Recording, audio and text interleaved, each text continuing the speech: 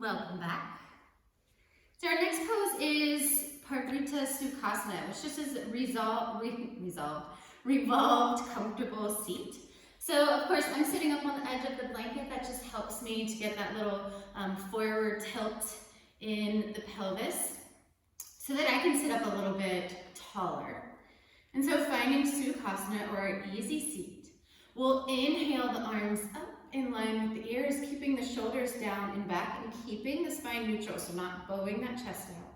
And then exhale, twist towards your right. So remember, we're always going to the right side first in all of these poses.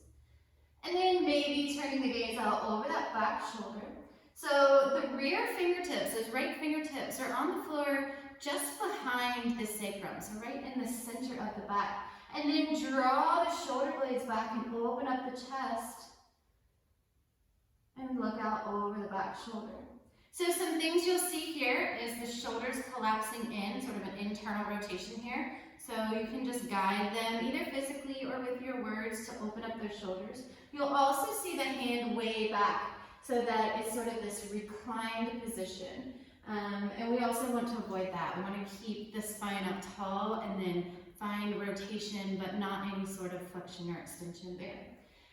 And then on an inhale, sweep the arms back up to center. And as you exhale, moving to the other side. So you can do this with your legs crossed the same way, once to each side. I just like to be sure that we're getting the same sensations and the same stretch in equal amounts on both sides. So I will usually do a round and sometimes coming to a forward fold afterwards, but that's not necessary.